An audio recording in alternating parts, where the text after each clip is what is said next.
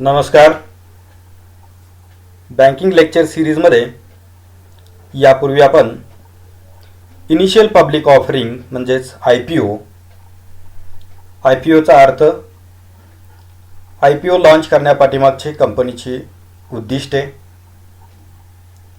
I P O launch करण्याची procedure, त्याचबरोबर I P O संदर्भातील red herring prospectus, offer document व त्या संदर्भातील विविध तरतुदी यांचा आपण अभ्यास केलेला आहे. आज आपण आय पी ओ प्राइसिंगच्या बाबत ज्या दोन वेगवेगळ्या पद्धती वापरल्या जातात त्यामधील बुक बिल्डिंग प्रोसेस ही नेमकी काय आहे, त्याचबरोबर या बुक बिल्डिंग प्रोसेसमध्ये प्राइस डिटर्मिनेशन करिता कोणकोणत्या प्रोसिजर्स फॉलो केल्या जातात याबद्दलची माहिती आज आपण घेणार आहोत. विशेषतः भारतीय कॅपिटल मार्केटच्या बाबतीत जर आपण पाहिलं तर 1995 पर्यंत मार्केटमध्ये आय पी ओ लॉन्च करण्याकरिता केवळ फिक्स्ड प्राइस इश्यू ही एकमेव पद्धती वापरली जात होती. तथापि securities and exchange board of इंडियाने YH मालेगाम कमिटी स्थापन केली.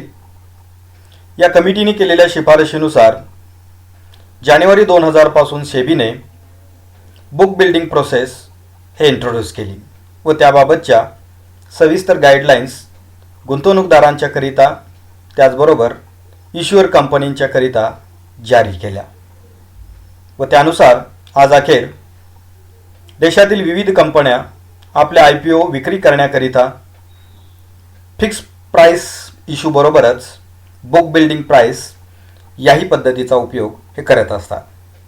सर्वसाधारणपणे आय पी ओ लॉन्च करण्याकरिता आय पी ओच्या प्राइसिंगकरिता दोन महत्त्वाच्या पद्धती असून त्यामधील पहिली एक पद्धत म्हणजे fixed price issue. Fixed price इश्यूमध्ये विशिष्ट कंपनी व कंपनीचा अंडररायटर म्हणजेच त्यांची इन्व्हेस्टमेंट बँक या दोघांच्या विचारविनिमयाने आपल्या कंपनीच्या विशिष्ट किमतीच्या फेस व्हॅल्यूच्या शेअरची फर्स्ट विक्री किंमत म्हणजेच आय पी ओची विक्री किंमत किती असावी याबाबतचा निर्णय घेतला जातो व त्यानुसार एका विशिष्ट दराने आय पी ओची विक्री ही काढली जात असते व गुंतवणूकदार त्या दराने आपणास हव्या असणाऱ्या आय पी ओ विशिष्ट लॉटमध्ये खरेदी करत असतात. थोडक्यात वस्तू बाजारामध्ये ज्या पद्धतीने विक्रेता आपल्या वस्तूची किंमत निर्धारित करून देतो व त्या किमतीला खरेदीदार किंवा ग्राहक त्या वस्तूंची खरेदी करत असतात, त्याच पद्धतीने फिक्स्ड प्राइस इश्यूमध्ये आय पी ओची विक्री ही कंपनीने ठरवलेल्या किमतीला होत असते. तथापि याला दुसरा एक पर्याय म्हणजे बुक बिल्डिंग प्रोसेस किंवा यालाच बीड बेस्ड प्राइस असे म्हटले जाते. या पद्धतीमध्ये कंपनीकडून आपल्या आय पी ओची विशिष्ट किंमत ठरवली जात नसते, तर त्या आय पी ओच्या विक्री करण्याबाबतची किमान किंमत व कमाल किंमत ठरवली जात असते की ज्याला प्राइस बँड असे म्हटले जाते. तर आज आपण या बुक बिल्डिंग प्रोसेसमधील हे price band, cut off price व ॲक्च्युअल एक्झिक्युशन याबद्दलची माहिती घेणार आहोत. कोणत्याही कंपनीच्या बुक बिल्डिंग प्रोसेसमध्ये आय पी ओच्या विक्री करण्याच्या या पद्धतीमध्ये विविध प्रकारचे पार्टिसिपंट्स किंवा इंटरमिडियरीज इन्व्हॉल्व असतात, ज्यामध्ये ज्या कंपनीचे आय पी ओ लॉन्च करावयाचे आहेत अशी इश्युअर कंपनी, त्याचबरोबर या कंपनीने ज्या संस्थेस अंडररायटर किंवा बुक रनिंग लीड मॅनेजर म्हणजेच BRLM म्हणून नियुक्ती दिलेली आहे अशी बँक व त्या बँकेने आपल्या मदतीकरिता अपॉइंट केलेले विविध प्रकारचे सिंडिकेट मेंबर्स की जे आय पी ओच्या विक्रीच्या कार्यामध्ये BRLMला मदत करणार असतात. त्याचबरोबर गुंतवणूकदार ज्यांच्या माध्यमातून आपल्या आय पी ओ सबस्क्राईब करणार आहे अशा डिपॉझिटरी व डिपॉझिटरी पार्टिसिपंट ऑर्गनायझेशन की ज्या डीमॅट व electronic data transfer, electronic share transfer याबाबतची सेवा सुविधा देत असतात, ज्यामध्ये CDSL, NSDL व त्यांच्या अधिपत्याखाली काम करणाऱ्या अनेक वेगवेगळ्या डिपॉझिटरी पार्टिसिपंट्स व ब्रोकर्स, त्याचबरोबर गुंतवणूकदार आपल्या ज्या बँकेच्या माध्यमातून IPO सबस्क्रिप्शनसाठीचे अमाऊंट हे ट्रान्सफर करणार आहे किंवा ब्लॉक करणार आहे त्याबाबतची सर्व्हिस देणारी म्हणजेच अस्बा सर्व्हिस प्रोव्हायडर, की ज्याला आपण application supported by blocked amount ASBA service provider असे आपण म्हणतो, ही सर्व्हिस प्रोव्हाइड करणारी बँक व प्रत्यक्षात जो गुंतवणूकदार IPO खरेदी करणार आहे, सबस्क्राईब करणार आहे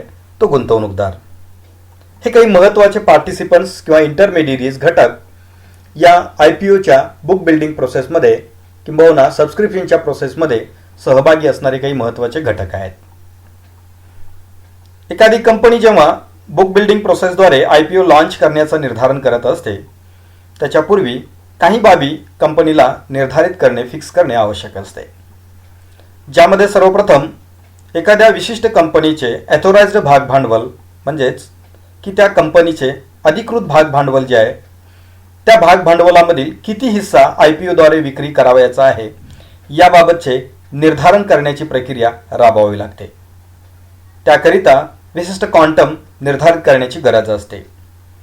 कंपनीची वित्तीय गरज व मार्केटमधील सिच्युएशन या सर्व बाबींचा विचार करून की त्या ठिकाणी एखादी कंपनी आपला इश्यू साईज म्हणजेच आपल्या एकूण भांडवलापैकी किमान व कमाल किती भांडवल त्या ठिकाणी विक्री करू इच्छिते याबाबतचा निर्णय घेतला जातो, त्यालाच इश्यू साईज असे म्हटले जाते.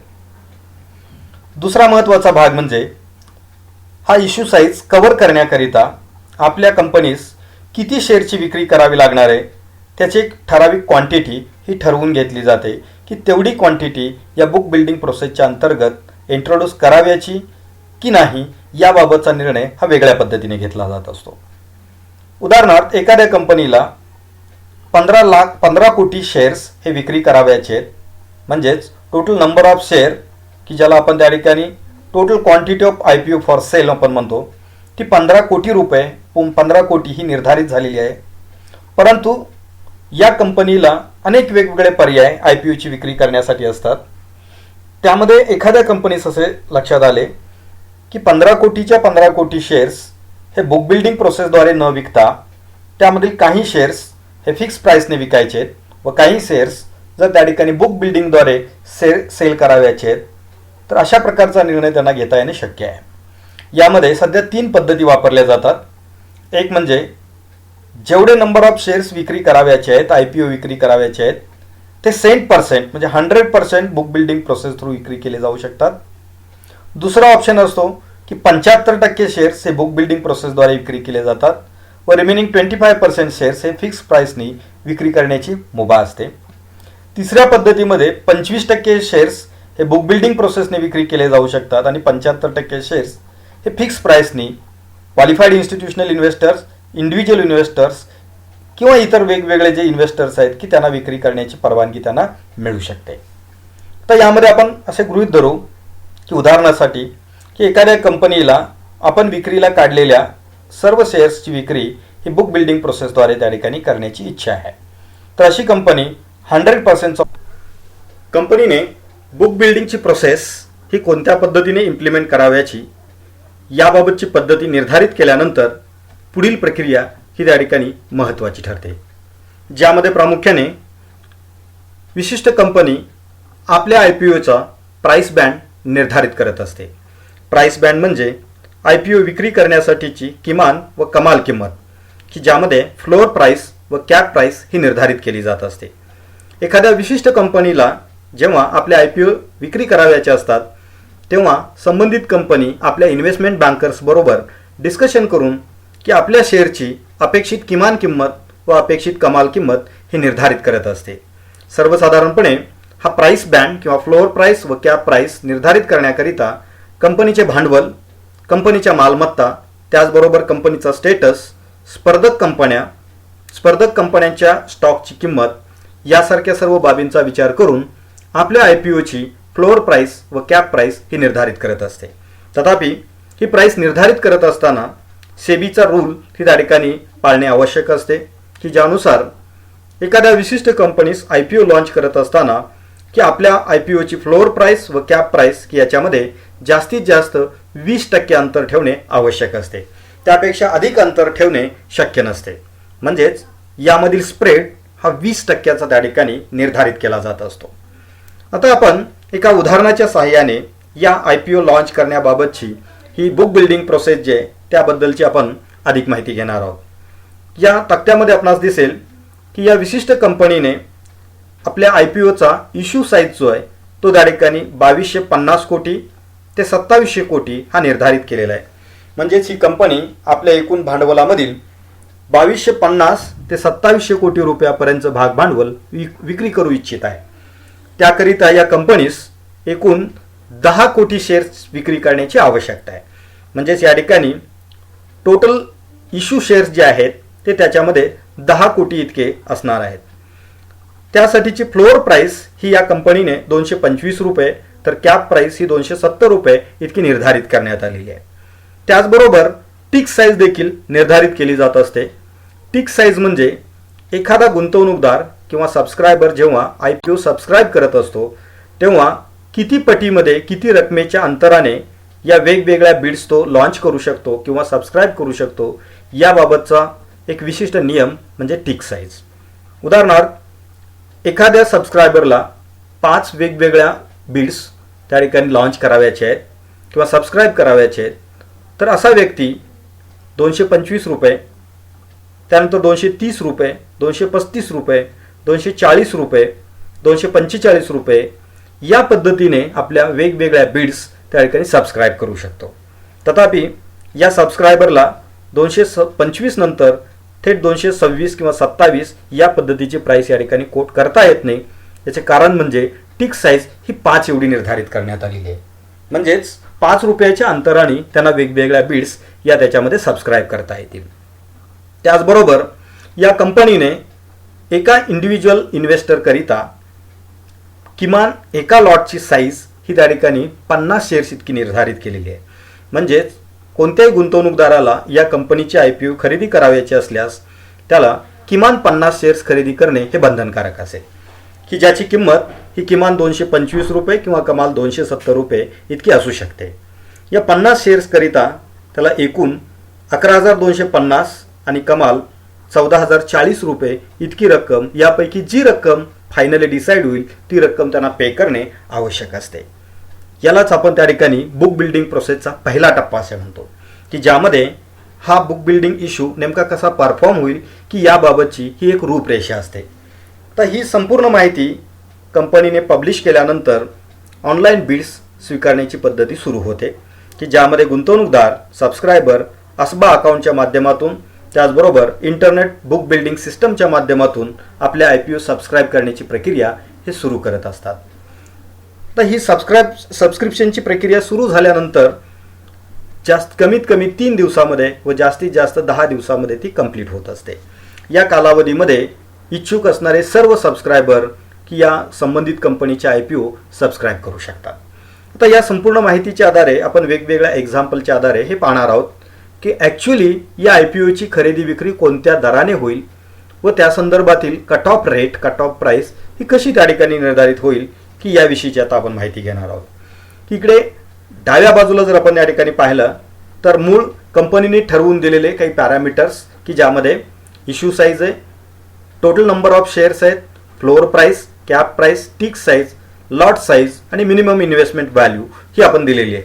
तर उजव्या बाजूच्या तक्त्यामध्ये आपणास की वेगवेगळ्या गुंतवणूकदारांनी सबस्क्रायबरनी ज्या सबस्क्रिप्शन केलेले आहेत IPO सबस्क्राईब केलेले आहेत त्याचा दर आणि एकूण किती त्या ठिकाणी शेअरची त्यांनी डिमांड केलेली आहे की याबाबतची माहिती की त्यामध्ये आपल्याला दिसेल. म्हणजेच पहिल्या कॉलममध्ये बीड प्राइस आपल्याला दिसते आणि दुसऱ्या कॉलममध्ये नंबर ऑफ शेअर्स डिमांडेड जे बीडच्या अंतर्गत त्यांनी ते डिमांड केलेले आहे. तर यामध्ये पहिला टप्पा आपल्याला दिसेल की कॅप प्राइसमध्ये 270 रुपये. जर कंपनीने 270 रुपयाला IPO विक्री करायचा ठरवला तर त्यांना केवळ एकूण IPO पैकी फक्त 2 कोटी IPOs त्यांना विकता येतील. तथापि सेबीच्या नियमानुसार एखाद्या कंपनीने विक्रीस काढलेला IPOचा संपूर्ण लॉट हा त्या ठिकाणी सेल होणे आवश्यक असते आणि त्यामुळे ही अट पूर्ण करण्याकरिता की या कंपनीला 245 रुपयाला 11 कोटी शेअरची मागणी संपूर्ण वेगवेगळ्या सबस्क्रायबरनी केलेली आहे. त्यामुळे याची कट ऑफ प्राईस ही त्या ठिकाणी 245 रुपये ही ठेवावी लागेल. जे 245 रुपयाप्रमाणे ते 10 कोटी शेअर्सची विक्री करतील. ज्यामध्ये ज्या सबस्क्रायबरनी 270 रुपयाप्रमाणे 2 कोटी शेअरची मागणी केलेली आहे अशा सबस्क्रायबरला देखील त्यांना हे मिळणारे 2 कोटी शेअर्स हे 245 रुपये याच दराने मिळतील आणि त्यांची वरील रक्कम ही त्यांना परत देण्याची व्यवस्था कंपनीकडून केली जाईल.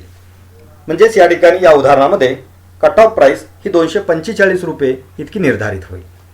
आता आपण दुसऱ्या उदाहरणामध्ये पाहू. उदाहरणार्थ या उदाहरणामध्ये जर आपण पाहिलं तर कट ऑफ प्राईसमधील जर त्या ठिकाणी टॉपची प्राईस जर आपण कॅप प्राईस पाहिली तर 270 रुपयाला 1 कोटी शेअरची मागणी झालेली आहे. 245 रुपयाला 4 कोटी शेअरची मागणी झालेली आहे. मात्र या दोन्ही टप्प्यामध्ये 10 कोटी शेअरची डिमांड ही फुलफिल होत नाही आहे, कारण कंपनीला एकूण 10 कोटी शेअरची विक्री करायची आहे. मात्र इथे 5 कोटीची मागणी आहे. त्यामुळे कंपनीला आपली प्राईस आणखी खाली पुढच्या टप्प्यावरती ही खाली घेऊन यावं लागेल. तर तिसऱ्या टप्प्यामध्ये जर आपण पाहिलं तर तिथे 240 रुपयाप्रमाणे 7 कोटी शेअरची मागणी केलेली आहे. म्हणजे इथे जर आपण त्या ठिकाणी पाहिलं तर 270 रुपयाप्रमाणे 1 कोटी, 245 रुपयाप्रमाणे 4 कोटी हे झाले 5 कोटी शेअर्स आणि 240 रुपयाप्रमाणे 7 कोटी, म्हणजे एकूण हे त्या ठिकाणी 12 कोटी शेअरची मागणी आहे. म्हणजे इथे किमान आपला 10 कोटी शेअरचा विक्रीचा टप्पा पूर्ण करता येतो आणि त्यामुळे या केसमध्ये आपली कट ऑफ प्राईस जी असेल ती 240 रुपये पर शेअर असेल. यामधील 245 रुपयाप्रमाणे मागणी केलेल्या सबस्क्रायबरना त्यांचे 5 रुपये परत दिले जातील पर शेअर. त्याचबरोबर 270 रुपयाप्रमाणे मागणी केलेले जे सबस्क्रायबर आहेत की त्यांना 30 रुपये त्यांचे परत दिले जातील आणि त्यांना 240 रुपयानेच 1 कोटी शेअर्स अलॉट केले जातील. म्हणजे या दुसऱ्या उदाहरणामध्ये कट ऑफ प्राईस ही 240 इतकी निर्धारित झाल्याचे आपणास दिसून येईल. आता तिसरं एक्झाम्पल आपण या ठिकाणी पाहूया की तिसऱ्या एक्झाम्पलमध्ये आपण या ठिकाणी असं पाहत आहोत की 270 रुपयाप्रमाणे 1 कोटी शेअर्स, 245 प्रमाणे 1 कोटी शेअर्स, 240 प्रमाणे 1 कोटी, 235 प्रमाणे 2 कोटी, 230 प्रमाणे 3 कोटी, तरी देखील त्या ठिकाणी मिनिमम 10 कोटी शेअरची रिक्वायरमेंट याच्यामध्ये पूर्ण होत नाही. मात्र 225 रुपयाप्रमाणे 4 कोटी शेअरची डिमांड केलेली आहे. इथे जर आपण त्या ठिकाणी पाहिलं तर आपल्याला या ठिकाणी लक्षात येईल की या वरच्या 230 पर्यंत 8 कोटी शेअरची मागणी पूर्ण होते. मात्र 10 कोटीपर्यंत जाण्याकरिता आपल्याला 225 रुपयापर्यंत कट ऑफ प्राईस खाली आणावी लागेल, तेव्हा आपले 10 कोटी शेअर्स आपण विकू शकणार आहे. म्हणजे या उदाहरणामध्ये कट ऑफ प्राईस ही फ्लोअर लेवलला त्या ठिकाणी येईल. सर्वसाधारणपणे ज्या कंपनीचं फार मोठं रेप्युटेशन मार्केटमध्ये असत नाही किंवा इन्व्हेस्टमेंटच्या दृष्टिकोनातून फार अनुकूल वातावरण मार्केटमध्ये असत नाही, अशा परिस्थितीमध्ये एखाद्या कंपनीचा IPO हा फ्लोअर प्राईसला त्या ठिकाणी विकला जाऊ शकतो की जे या उदाहरणामध्ये आपणास दिसत आहे. म्हणजे या ठिकाणी एकूण जी कंपनीची जी काही कट ऑफ प्राईस त्या IPOची जी येईल ती 225 रुपये इतकी त्या ठिकाणी खाली येणार आहे. म्हणजेच आपण पाहिलं की पहिल्या उदाहरणामध्ये कट ऑफ प्राईस ही 245 इतकी ठरली, दुसऱ्या उदाहरणामध्ये ती 240 रुपये इतकी ठरली, तिसऱ्या उदाहरणामध्ये मात्र ती 225 रुपयापर्यंत खाली आली. याचं कारण म्हणजे आपली 10 कोटी शेअरची ही डिमांड ही इथं पूर्ण होत नसल्यामुळे की फ्लोअर प्राईस लेवलपर्यंत या ठिकाणी यावं लागलं. तथापि की यामध्ये एक ऑप्शन त्या ठिकाणी गुंतवणूकदारांना दिला जातो. काही गुंतवणूकदार कुठल्याही प्रकारे बुक बिल्डिंग प्रोसेसमध्ये किंमत कोट न करता की त्यांना एक ॲडिशनल ऑप्शन दिलेला असतो buy at cut off price. जे जी काही कट ऑफ प्राईस त्या ठिकाणी ठरेल त्या किमतीने आमची IPO खरेदी करण्याची तयारी आहे, अशा प्रकारचा ऑप्शन एक्सप्रेस करण्याचा देखील ऑप्शन त्यामध्ये उपलब्ध आहे की ज्याचा वापर त्या ठिकाणी सबस्क्रायबर करू शकतात. तर चौथं उदाहरण जे आपण पाहणार आहोत की ज्याच्यामध्ये कट ऑफ प्राईस जर निर्धारितच होत नसेल तर त्या ठिकाणी नेमकी काय प्रक्रिया राबवली जाते आणि कट ऑफ प्राईस निर्धारित न होण्यापाठीमागची कारणं काय असतात हे आपल्याला या ठिकाणी पाहायचं आहे. या उदाहरणामध्ये जर आपण पाहिलं तर 270 रुपयाला 1 कोटी, 245 रुपयाला 1 कोटी, 240 रुपयाला 1 कोटी, 235 रुपयाला 1 कोटी, 230 रुपयाला 2 कोटी आणि 225 रुपयाला 3 कोटी. म्हणजे एकंदरीत जर आपण त्या ठिकाणी ही एकंदरीत संपूर्ण शेअरची डिमांड जर या ठिकाणी आपण पाहिली तर केवळ ती 9 कोटी शेअर्सलाच आहे, परंतु आपणाला विक्री करावयाची शेअरची संख्या आहे 10 कोटी. त्यामुळे या केसमध्ये कट ऑफ प्राईस निर्धारित होणार नाही. आणि जेव्हा असं घडतं तेव्हा कंपनीला की आपला प्राईस बँड जो आहे तो रिवाईज करावा लागतो. म्हणजे त्यांनी जो टॉपची प्राईस 270 आणि फ्लोअरची प्राईस ही 225 रुपये ही जी निर्धारित केलेली आहे ती त्यांना रिवाईज करायला लागते. ती प्राईस त्यांना कमी करायला लागते, ज्याला आपण रिव्हिजन ऑफ प्राईस बँड असं म्हणतो. की ज्यामध्ये कंपनी पहिल्या 3 दिवसामध्ये किंवा दिलेल्या 5 दिवसामध्ये जर त्या ठिकाणी असं घडत असेल तर कंपनीला उर्वरित 5 दिवस त्या ठिकाणी उपलब्ध होतात की ज्यामध्ये म्हणजे कंपनीने इश्यू ओपन केल्यापासून ते 10 दिवसाच्या कालावधीमध्ये हे करता येणे शक्य असतं. की ज्यामध्ये की त्या ठिकाणी नंबर ऑफ शेअर्स हे जेवढे विक्री करावयाचे ती विक्री करण्याकरिता त्यांना प्राईस बँड हा रिवाईज करावा लागतो. तर या उदाहरणाकडे इकडे येऊया की या पॅनलमध्ये आपल्याला दिसेल की पूर्वीचा आपला फ्लोअर प्राईस जो होता तो 225 होता, आता आपण तो रिवाईज करून 200 केला. पूर्वीचा कॅप प्राईस जो होता तो 270 होता, तो आता रिवाईज करून आपण 240 केला. बाकी टिक साईज आणि नंबर ऑफ शेअर्स हे आपण आहे तेवढेच त्या ठिकाणी ठेवलेले आहेत, त्याच्यामध्ये कुठलाही बदल होत नाहीये. आणि जेव्हा की त्या ठिकाणी अशा पद्धतीने बदल केले जातील तेव्हा त्या ठिकाणी जर 10 कोटी शेअरची डिमांड पूर्ण होत असेल तर त्या ठिकाणी वरील उदाहरणाप्रमाणे यापूर्वी आपण जी उदाहरणे पाहिली की त्याप्रमाणे त्या ठिकाणी कट ऑफ प्राईस ही त्यामध्ये फायनल होणार असते आणि त्या कट ऑफ प्राईसला ॲक्च्युअल विक्रीची प्रक्रिया ही राबवली जात असते. तर ही विक्रीची प्रक्रिया राबवत असताना काही महत्त्वाच्या इतरही बाबी आपणास माहीत असणं आवश्यक आहे. सेबीच्या रूल्सनुसार जेव्हा एखादी कंपनी आपला IPO लॉन्च करते तेव्हा ती 3 दिवसापासून ते 10 दिवसापर्यंतचा कालावधी देऊ शकते. काही कंपन्या 3 दिवसाचा कालावधी देतात, काही कंपन्या 5 दिवसाचा कालावधी देतात, काही कंपन्या 7 दिवसाचा कालावधी देतात, तर काही कंपन्या 10 दिवसाचा कालावधी देतात. जर त्या ठिकाणी 3 दिवसाचा कालावधी दिलेला असेल आणि पुन्हा प्राईस बँड रिवाईज करण्याची गरज वाटली तर त्या ठिकाणी उर्वरित कालावधीमध्ये ती प्रक्रिया पूर्ण करता येते. जे ओव्हरऑल 10 दिवसामध्ये ही प्रक्रिया पूर्ण होणे अपेक्षित आहे. जेव्हा ही प्रक्रिया क्लोज होते, IPO सबस्क्रिप्शनची प्रक्रिया क्लोज होते, तेव्हा त्या ठिकाणी नेक्स्ट डेला ॲक्च्युअल IPO अलॉटमेंटची प्रक्रिया त्या ठिकाणी राबवली जात असते. ज्या दिवशी IPOची प्रक्रिया अलॉटमेंटची प्रक्रिया राबवली जाईल त्यानंतरच्या 3 दिवसाच्या कालावधीमध्ये संबंधित कंपनीने आपले IPO या कोणत्या ना कोणत्या किमान एका स्टॉक एक्सचेंजमध्ये त्याचं लिस्टिंग करून घेणं आवश्यक राहतं. अर्थात त्यासाठीची संपूर्ण प्रक्रिया पूर्वीच कंप्लीट करून घेणे आवश्यक असते. फक्त लिस्टिंगची जी फायनल प्रक्रिया आहे ती त्या ठिकाणी इश्यू क्लोज झाल्यानंतरच्या 3 दिवसामध्ये करून घेणं अपेक्षित असते. तसा रूल्स सेबीने सेट केलेला आहे. अर्थात एखाद्या कंपनीला जर वाटत असेल की आपले IPO 2 किंवा 2 पेक्षा अधिक स्टॉक एक्सचेंजेसमध्ये लिस्टिंग करायचे तर ती मुभा त्या ठिकाणी संबंधित कंपनीला दिली जाते. जेव्हा एखादी कंपनी आपले IPO बॉम्बे स्टॉक एक्सचेंज व नॅशनल स्टॉक एक्सचेंज या दोन्ही स्टॉक एक्सचेंजमध्ये लिस्टिंग करेल तेव्हा ज्यांनी IPO खरेदी केलेले आहेत की त्यांना त्याची पुनर्विक्री ही दोन्ही स्टॉक मार्केटमध्ये करता येईल. मात्र एखाद्या कंपनीने आपला IPO जर फक्त बॉम्बे स्टॉक एक्सचेंजमध्ये लिस्टिंग केलेलं असेल तर त्याची खरेदी करणाऱ्या गुंतवणूकदाराला की त्या IPOची म्हणजेच इक्विटी शेअरची पुनर्विक्री नॅशनल स्टॉक एक्सचेंजमध्ये करता येणार नाही, कारण तो लिस्टिंग झालेला आहे बॉम्बे स्टॉक एक्सचेंजमध्ये. जे फक्त बॉम्बे स्टॉक एक्सचेंजमध्येच त्याची खरेदी विक्री पुनर्विक्री ही जी उलाढाल आहे ही फक्त त्याच ठिकाणी होऊ शकेल. आणि बहुतांश कंपन्या आपले शेअर्स हे दोन्हीकडे किंवा जास्तीत जास्त स्टॉक एक्सचेंजमध्ये रजिस्टर करण्याचा प्रयत्न करत असतात की ज्यामुळे लिक्विडिटी किंवा पुनर्विक्रीच्या दृष्टिकोनातून अनेक विविध प्रकारचे भविष्यकालीन फायदे गुंतवणूकदारांना मिळत असतात. त्याचबरोबर की त्या ठिकाणी जेव्हा हे शेअर्स लिस्टिंग होतील तेव्हा त्यानंतर ते रिसेल करण्यासाठी खुले असतात आणि गुंतवणूकदार की आपले IPOज या स्टॉकमध्ये कन्वर्ट करतो आणि स्टॉक एक्सचेंजेसमध्ये खरेदी विक्रीची प्रक्रिया पुढे सुरू होत असते. जनरली बहुतांश वेळा असं घडतं की IPOची खरेदी किंमत आणि जेव्हा तो लिस्टिंग होतो त्यावेळेला लिस्टिंग झाल्यानंतर IPOच्या त्या स्टॉकची किंमत ही वाढलेली असते. वाढीव किमतीने त्याची विक्री करून प्रॉफिट त्या ठिकाणी त्यांना मिळवता येऊ शकतो किंवा स्वतःकडे ते IPO होल्ड करून ॲज ए शेअर होल्डर की त्या ठिकाणी शेअर होल्डिंग ठेवून की त्या कंपनीने दिलेला डिव्हिडंड हा रिटर्नच्या स्वरूपात त्या गुंतवणूकदारांना मिळत असतो. अर्थात कोणत्या प्रकारचा ऑप्शन स्वीकारावायचा हे त्या इन्व्हेस्टरवरती त्या ठिकाणी अवलंबून असतं. कोणत्या कारणासाठी त्यांनी तो IPO खरेदी केलेला आहे, डिव्हिडंड मिळवण्यासाठी केलेला आहे की त्या ठिकाणी मार्केटमधल्या किंमत बदलाचा फायदा घेऊन अधिक नफा मिळवण्यासाठी त्यांनी खरेदी केलेला आहे, त्यावरती त्या ठिकाणी रिसेल अँड रिपर्चेसिंगचे जे फर्दर ट्रान्झॅक्शन्स असतील ते त्या ठिकाणी अवलंबून असतील. तर मित्रो की या पद्धतीने आपण की या IPOच्या बाबत जी बुक बिल्डिंगची प्रोसेस राबवली जात असते त्याबद्दलची आपण आवश्यक असणारी माहिती या व्हिडिओच्या माध्यमातून आपण घेतलेली आहे. यानंतर पुन्हा भेटूया